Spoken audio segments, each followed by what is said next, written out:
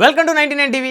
నేను బ్రహ్మనాయుడు. ఇకపోతే పోలవరం పంచాయతీ ఇది అందరికీ తెలిసినటువంటి అంశమే. ఎందుకంటే గత 3-4 రోజుల నుంచి కూడా రాష్ట్ర వ్యాప్తంగా ఈ అంశం మీద రకరకాల చర్చలు జరుగుతూ ఉన్నాయి. ఎందుకంటే ఆ పోలవరం నియోజకవర్గానికి సంబంధించి జనసేన ఎమ్మెల్యేగా ఉన్నటువంటి చిర్రి బాలరాజు మరి ఆయన సంవత్సరంలో 100 కోట్లు అవినీతి చేశాడని ఒక ఫోన్ సంభాషణ వచ్చిందని, ఆ ఫోన్ సంభాషణలో మరి జనసేన నాయకుడు, అదేవిధంగా మాజీ డీసీబీసీ చైర్మన్ కరాటం రాంబాబు గారు, అదేవిధంగా మాజీ తెలుగుదేశం పార్టీ మంత్రి దేవినేని ఉమామహేశ్వరరావు గారు ఇద్దరు మాట్లాడుకున్నారు. సో వీరిద్దరు మాట్లాడుకున్నటువంటి ఆ యొక్క సంభాషణలో మరి చిర్రి బాలరాజు గారు ప్రస్తుతం ఆయన పోలవరం శాసనసభ్యుడిగా ఉన్నాడు. మరి జనసేన పార్టీ నుంచి ఈ ఎమ్మెల్యే గారి యొక్క పనితీరు మీద ఈయనేదో అవినీతి చేస్తున్నాడని చెప్పేసి వీళ్ళిద్దరూ మాట్లాడుకున్నారని, ఈయనేదో బదనాం చేయాలని చెప్పేసి అనుకున్నారని చెప్పేసి రకరకాలుగా ఎవరికి నచ్చినట్టు వారు మాట్లాడుకుంటున్న పరిస్థితి ఉంది. అయితే అసలు పోలవరం చిర్రి బాలరాజు గారు ఆయన మొదటిసారి ఎమ్మెల్యే, ఇది ఎస్టీ నియోజకవర్గం, రిజర్వ్ నియోజకవర్గం. సో ఇక్కడ ఈయన గెలుపులో కరాటం రాంబాబు గారి యొక్క పాత్ర కూడా చాలా బలమైందని చెప్పుకోవచ్చు. ఎందుకంటే ఈయన ఏజెన్సీ టైగర్ అంటారు. ఆ ప్రాంతంలో ఈయనకి చాలా పేరు ప్రఖ్యాతలు ఉన్నాయి, చాలా పెద్ద మనిషి. ఈయన డీసీబీసీ మాజీ చైర్మన్గా పనిచేశాడు. District cooperative central bank society సంబంధించిన చైర్మన్ ఆయన గతంలో.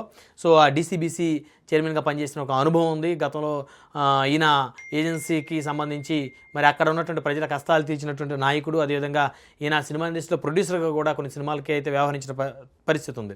అయితే మరి అసలు వీళ్ళిద్దరూ ఏం మాట్లాడుకున్నారు, ఎమ్మెల్యే గారికి సంబంధించి వారు ఏం డిస్కస్ చేశారు అనేది ఒకసారి మనం విందాము. విన్న తర్వాత దీని మీద జరుగుతున్నటువంటి ఈ డిస్కషన్ సంబంధించి అసలు ఏం జరుగుతుంది అనేది మనం ఒక కంక్లూజన్కి రావచ్చు. బాగున్నారండి, ఎక్కడున్నారు? ఏదో యూట్యూబ్ లో మీ ఎమ్మెల్యే గొప్పతనం కనపడితే మీరు గుర్తుకొచ్చారు నాకు.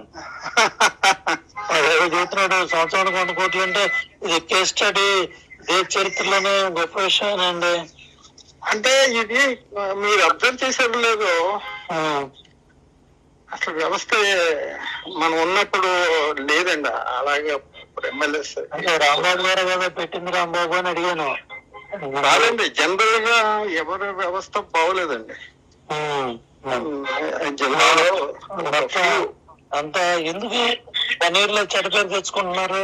ఇంకా 4 ఏళ్ళు 4 ఏళ్ళైనా చెడ్డ పేరు తీసుకోవడం ఏంటండి? అసలు 4 ఏళ్ళు ఎదురైంది. అసలు పార్టీకి ఎంత డ్యామేజ్. ఇతనే కాదండి, ఈ పార్టీ ఆ పార్టీ కాదులేండి.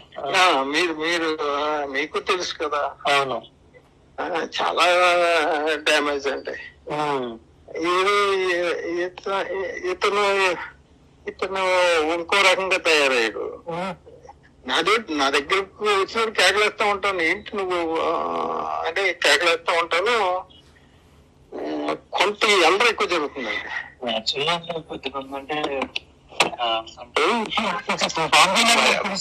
మళ్ళీ కూటమి దెబ్బతిని వస్తుందండి. ఇప్పుడు కళ్యాణ్ గారికి తెలిస్తే ఇవన్నీ ఏమోనండి, అది నాకు అర్థం అవట్లేదు. ఏం జరుగుతుంది రాంబాబు గారని కూడా ఫోన్ చేయలేదు నాకు ఇప్పటికి. ఇప్పుడు నేను తీసుకుంటా కనీసం రాంబాబు గారు ఎట్లా లేదండి, ఇప్పుడు వరకు ఫోన్ చేయలేదండి. నేను కూడా మరి ఫోన్ చేయకండి, నేనేం కావాలండి. అంతే. విన్నారు కదా, దేవినేని ఉమామహేశ్వరరావు గారు అడుగుతున్నారు కరాటం రాంబాబు గారిని. ఏదో యూట్యూబ్లో చూశానండి, 100 కోట్ల రూపాయలు సంవత్సరంలో అవినీతి చేశాడంట కదా ఎమ్మెల్యే అని. ఇక్కడ కరాటం రాంబాబు గారు కరెక్టేనండి, 100 కోట్లు అవినీతి చేశాడని ఆయన ఏం చెప్పలేదు. అడిగింది ఉమామహేశ్వరరావు గారు. 100 కోట్లు అనే పదాన్ని బయటపెట్టింది దేవినేని ఉమామహేశ్వరరావు గారు. ఆయన ఏమన్నారు అంటే కొన్ని చిన్న ఏదో జరుగుతున్నాయండి, కాస్త డిస్టర్బెన్స్ అయితే జరుగుతుంది, నేనైతే నా దగ్గరికి వచ్చినప్పుడు కేకలేస్తాను. ఎందుకంటే వారి భాష, వారి ప్రాస, నేను కేకలేస్తున్నాను, అది కరెక్ట్ కాదు, జాగ్రత్తగా ఉండాలి, చేసుకోవాలి అని చెప్పేసి. అంటే ప్రతి నియోజకవర్గంలో ఎమ్మెల్యేలందరూ ₹1 సంపాదించుకునేటువంటి కార్యక్రమం అయితే మొదలుపెట్టారు, అందులో డౌట్ లేదు. ఎందుకంటే ప్రతి నియోజకవర్గంలో బోల్డ్ డబ్బులు ఖర్చు పెట్టారు. ఓసీ నియోజకవర్గాలు కనుక మనం చూసుకుంటే 50 కోట్ల పైన ఖర్చు పెట్టిన వాళ్ళు చాలామంది శాసనసభ్యులు ఉన్నటువంటి పరిస్థితి ఉంది. సో ఇక్కడ ఇది రిజర్వ్ నియోజకవర్గం. సో ఇక్కడ బాలరాజు గారి గెలుపులో కరాటం రాంబాబు గారు కీలకమైనటువంటి పాత్ర పోషించారు, అందులో ఎలాంటి డౌటు లేదు. అయితే ప్రధానంగా కనుక చూస్తే ఆ నియోజకవర్గంలో కూడా మరి ఏం జరుగుతుందో అనేది విచారించాల్సినటువంటి బాధ్యత అధికారుల మీద లేకపోతే ప్రభుత్వం మీద ఉంది. నిజంగా కరప్షన్ జరుగుతుందో, జరుగుతుంటే ఏ స్థాయిలో జరుగుతుంది? ఎందుకంటే సంవత్సరంలో 100 కోట్లు సంపాదించే పరిస్థితి అసలు ఇంపాసిబుల్. మరి ఈయన ఇప్పుడు ఏమంటున్నారు, నేను 100 కోట్లు సంపాదిస్తే సంవత్సరంలో, ఇక్కడ 20 సంవత్సరాల పాటు ఎమ్మెల్యేగా చేసిన వ్యక్తి ఉన్నాడు, మరి ఆయన ఎంత సంపాదించాడు అని ఆయన్ని ఒకసారి వెరిఫై చేయండి. అంటే సంవత్సరంలో 100 కోట్లు సంపాదించే పరిస్థితి అయితే అసలు అది ఇంపాసిబుల్. ఓపెన్గా మాట్లాడుకుంటే అవకాశం ఉండదు ఎమ్మెల్యేలకి. అందులో ఏదో రిజర్వ్ నియోజకవర్గం కాబట్టి ఖచ్చితంగా అసలు ఆ ఛాన్సే ఉండదు. ఎందుకంటే జనరల్ నియోజకవర్గాల్లో అందరూ తెలిసింది, ఇది బహిరంగంగా మాట్లాడుకోవాలి. జనరల్ నియోజకవర్గాల్లో ఎమ్మెల్యేలు పెత్తనం చేసినంతగా రిజర్వ్ నియోజకవర్గాల్లో ఎమ్మెల్యేలు పెత్తనం చేసే పరిస్థితి ఈ తెలుగు రాష్ట్రాల్లో లేదు, ఈ భారతదేశంలో కూడా లేదని చెప్పుకోవాలి. ప్రత్యేకించి ఆంధ్రప్రదేశ్లో అయితే అస్సలు లేదు. తెలంగాణలో కాస్త బాగానే ఉంటుంది. రిజర్వ్ నియోజకవర్గాల్లో ఎమ్మెల్యేలు ఖచ్చితంగా బలమైనటువంటి పట్టున్నటువంటి వాళ్ళు ఖచ్చితంగా వారి యొక్క ఆధిపత్యాన్ని చలాయిస్తారు, అందులో డౌట్ లేదు. కానీ ఆంధ్రప్రదేశ్లో ఆ పరిస్థితులు లేవు అనేది అందరూ తెలుసు. అయితే ఇక్కడ ఈయన అడుగుతున్నాడు, దేవినేని ఉమామేశ్వరరావు గారు కరణం రాంబాబు గారిని ఏదో యూట్యూబ్లో చూశానండి, 100 కోట్లు ఏదో చేశాడంట కదా, ఇంకా 4 ఏళ్ళు ఉంది కదా ఎందుకని చెప్పేసి అడుగుతూ ఉంటే ఆయన 100 కోట్లు చేశాడని నేనేది ఏం చెప్పరా. ఇప్పుడు మనం ఆడియో విన్నాం కదా. అదేవిధంగా పవన్ కళ్యాణ్ గారికి తెలుసండి ఈ విషయాలని తెలుస్తున్నాయి అంటే, ఏమోనండి మరి నాకు తెలియదు అని అన్నారు. అంటే ఖచ్చితంగా పోలవరం నియోజకవర్గంలో ఏం జరుగుతుంది అనేది పక్కన పెడితే ప్రతి నియోజకవర్గంలో జరిగేదే, అన్ని నియోజకవర్గాలు జరిగేదే అక్కడ కూడా జరుగుతుంది, అందులో డౌట్ లేదు అనేది మాట్లాడుకోవాల్సిన అవసరం ఉంది. సో అయితే సరే, ఇది ఇద్దరు వ్యక్తులు ప్రైవేటుగా మాట్లాడుకున్నారు. వీళ్ళిద్దరు కూడా ఎక్కడ ప్రెస్ మీట్ పెట్టి మాట్లాడితే అది కూటమి స్ఫూర్తిని దెబ్బతీసినట్టు. ఒక జనసేన సీనియర్ నాయకుడు, అదేవిధంగా తెలుగుదేశం పార్టీ మాజీ మంత్రి సీనియర్ నేత, వీళ్ళిద్దరు కూర్చొని బహిరంగంగా ప్రెస్ మీట్ పెడితే ఇది కావాలని కూటమి స్ఫూర్తిని దెబ్బతీయడం కోసం, ప్రభుత్వానికి చెడ్డపేరు తేయడం కోసం వీళ్ళు ఈ విధంగా చేస్తున్నారని చెప్పేసి అనుకోవాలి. వీళ్ళిద్దరూ ప్రైవేట్గా ప్రైవేట్గా ఎవరైనా మాట్లాడుకుంటారు. సాధారణంగా ఒక టీడీపీ నేత ఇంకో టీడీపీ నేత మాట్లాడుకోవచ్చు. చంద్రబాబు నాయుడు గారు లోకేష్ గారికి మరి వారు ఇంత సంపాదిస్తున్నారంట కదా అని చెప్పేసి మాట్లాడుకోవచ్చు. లేదా ఇద్దరు జనసేన నాయకులు పవన్ కళ్యాణ్ గారు ఇంత సంపాదిస్తున్నారంటే మాట్లాడుకోవచ్చు. లేదా ఇద్దరు వైసీపీ నాయకులు జగన్మోహన్ రెడ్డి గారి దగ్గర ఇన్ని కోట్లు ఉన్నాయంట కదా మాట్లాడుకోవచ్చు. ఇది సాధారణమైన సంభాషణ, ఎవరైనా మాట్లాడుకుంటారు. ఒక వ్యక్తి గురించి లోపల ఒకటి బయట ఒకటి మాట్లాడుకుంటాం అనేది సర్వసాధారణం ఈ రోజుల్లో. అది రాజకీయాలే కాదు, సినిమా ఇండస్ట్రీ కాదు, సాధారణంగా గ్రామాల్లో అరుగుల మీద కూర్చొని మాట్లాడుకునేటువంటి వ్యక్తులు కూడా ఒక వ్యక్తి ఉన్నప్పుడు ఒక మాట మాట్లాడుకుంటారు, లేనప్పుడు ఒక మాట మాట్లాడుకుంటారు. అయితే ఈ అంశాలన్నీ పక్కన పెడితే అసలు ఈ ఫోన్ కాల్ ఎలా లీక్ అయింది, ఆ ఆడియో టేప్ను బయటపెట్టింది ఎవరు అనే దాని మీద ఈ కూటమి పెద్దల ముందు ఒక కాన్సన్ట్రేషన్ చేయాలి. కరణం రాంబాబు గారు బయటపెట్టారా, దేవినేని ఉమామేశ్వరరావు గారు బయటపెట్టారా? ఎందుకంటే బహుశా మరి ఈయనకు అంత టెక్నాలజీ తెలుసా ఈ కాల్స్ రికార్డింగ్ బయట పెట్టేది? ఎందుకంటే అది బయట పెడితే ఈయనకే కదా బ్యాడ్, ఎందుకంటే ఈయన పార్టీ ఎమ్మెల్యే కదా ఆయన. సో కాబట్టి బహుశా ఈయన బయట పెట్టే పరిస్థితి ఉండదేమో. మరి ఈయన నిజంగా పెడతాడా? పెడితే మరి ఇది కూటమిలో ఈయన భాగస్వామే కదా, కూటమి స్ఫూర్తిని దెబ్బతీసినట్టు కదా, మరి ఈయన పెడతాడా? సో మరి వీళ్ళిద్దరిలో ఎవరికి పెట్టే పరిస్థితి ఉంటుంది అనేది కూడా ఈ కూటమి పెద్దలు ఆలోచన చేయాలి. సాధారణంగా మరి ఎందుకంటే మనం ఆధారం లేకుండా చెప్పలేం. ఇద్దరి ఫోన్లో నుంచి ఆ రికార్డింగ్, ఆ మాట్లాడిన ఆ కాల్ రికార్డింగ్ అసలు చేసింది ఎవరు, ఎలా బయటికి వెళ్ళింది అనేది. సో ఎవరైతే బయట పెట్టారో తెలిసి పెట్టారా, తెలియక పెట్టారా? తెలియకైతే ఎవరు పెట్టరు, తెలిసే పెట్టుంటారు. తెలిసే పెడితే కూటమి అధిష్టానాలు రెండు కూడా ఇద్దరిని పిలిపించి, సరే మీరు వీళ్ళు మాట్లాడుకోవడం తప్పు కాదు, 100 తిన్నాడు కదా 500 తిన్నాడని మాట్లాడుకోవచ్చు, 1000 కోట్లు తిన్నాడంటే మాట్లాడుకోవచ్చు. ఎందుకంటే అవన్నీ అర్థం లేని పసలేని ఆరోపణలు, ఏదైనా ఉంటే ఆధారాలతో రుజువు చేయొచ్చు.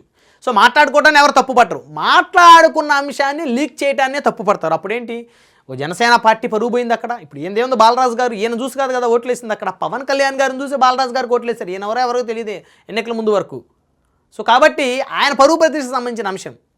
సో కాబట్టి ఇది చాలా పకడ్బందీగా దీన్ని విచారం చేయాల్సిన బాధ్యత ఈ యొక్క 2 పార్టీల మీద అయితే ఖచ్చితంగా ఉంటుంది. ఎవరు ఆడియో కాల్ని బయటపెట్టారో, ఆడియో టేప్ని బయటపెట్టి ఎవరు లీక్ చేసి ఎవరు స్ప్రెడ్ చేశారో వారి మీద ఖచ్చితంగా యాక్షన్ తీసుకోవాలి. లేకపోతే కూటమి స్ఫూర్తి ఖచ్చితంగా దెబ్బతింటుంది. ఎందుకంటే జనసేన పార్టీ ఎమ్మెల్యే మీద నిందది, మరి తెలుగుదేశం ఎమ్మెల్యేలా మరి వాళ్ళందరూ నిజాయితీతో ఉన్నారా? సో కాబట్టి కొన్ని సెన్సిటివ్ విషయాలు ఇవి.